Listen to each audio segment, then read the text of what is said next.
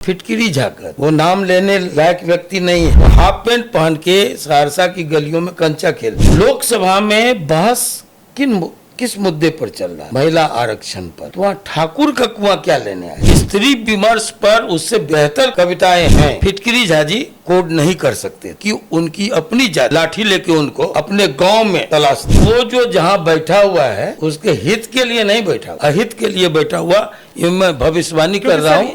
Sir, यहीं से एक सवाल भी आता है कि राज्यसभा के एक सांसद हैं मनोज झा, जो बिहार से सांसद हैं, तो उन्होंने संसद में एक कविता का वाचन किया था। ओम प्रकाश वाल्मीकि की एक कविता थी, कुआं का ठाकुर का कुआं। हाँ, तो इस पे आपकी नाराजगी भी जाहिर हुई थी।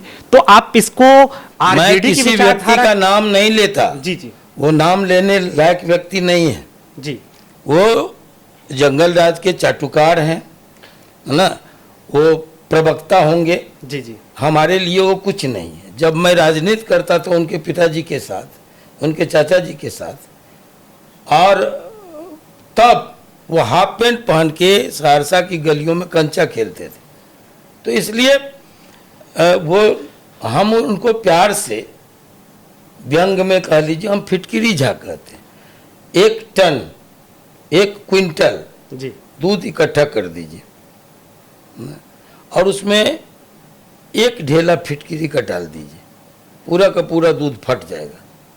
तो वो जो जहाँ बैठा हुआ है जी, उसके हित के लिए नहीं बैठा हुआ है, अहित के लिए बैठा हुआ। ये मैं भविष्यवाणी कर रहा हूँ। ये कविता ना, जैसे आप एक कवि भी हैं, आपकी एक कविता भी है, कैद में आजाद कलम, शायद ये कविता भी है, अगर कविता संग्रह है। हाँ, कविता संग्रह है। हाँ, उसके अलावा भी कविता संग्रह है, स्वाधीन अभिव्यक्ति। इसलिए सवाल ये भी हो जाता है कि आप भी एक कवि हैं, तो उन्होंने कवि की लाइन को कोट कर दिया, तो इसमें क्या हर्जा था? वो किसी पार्टी की विचारधारा तो नहीं? हाँ, नहीं, आइए पूरी बात सुन लीजिएगा जब सवाल किया है तो।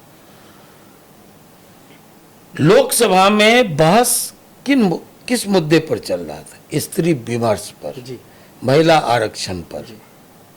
ठीक है, तो स्त्री विमर्श पर जब चल रहा था तो वहाँ ठाकुर का कुआं क्या लेने आया?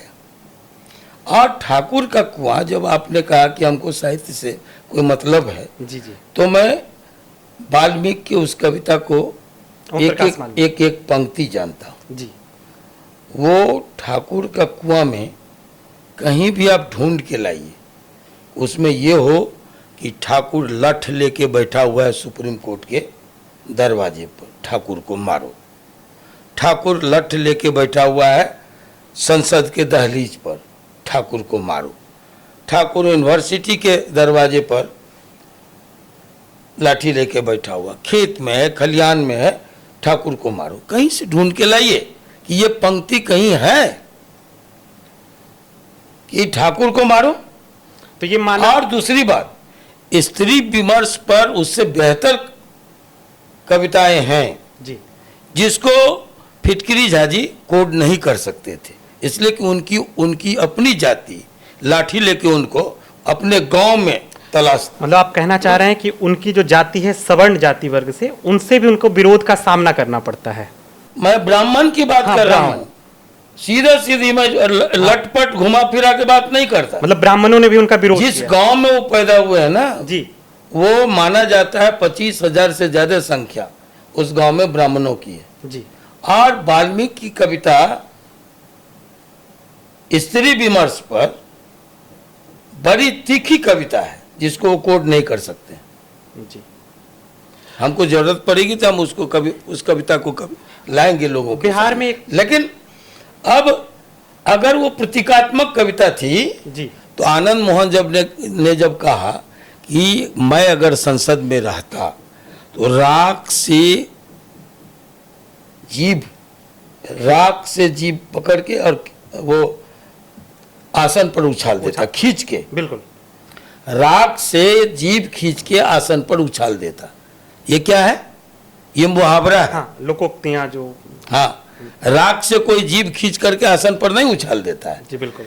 जैसे ठाकुर का कुआं प्रतीकात्मक कविता थी, वैसे राख से जीभ खींच करके आसन पर उछाल देना ये भी एक मुहावरा था। इस पर इतनी तीखी प्रतिक्रिया क्यों? और दूसरी बात जी, मैं आपको बताऊं, आरजेडी नेतृत्व जी, जिस जिसने कहा कि A to Z की पार्टी है, अब वो पुरानी पार्टी नहीं रही, ठीक है।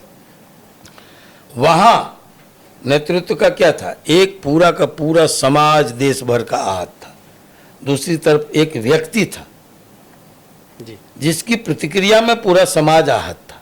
नेतृत्व का क्या था, दोनों को बिठाता, अगर एक विधायक उसी दल का चेतन आनंद और दूसरी तरफ वो फिटकरी झा जी जी बिल्कुल। में किसी तरह का विवाद हुआ तो नेतृत्व का काम था दोनों को जानना, दोनों की भावनाओं को परखना, उस अनुकूल निर्णय लेना, एक तरफा नहीं कि फला पर अनुशासन की कार्रवाई होगी और फला के बचाव में लठ लेके खड़े हो जाओ।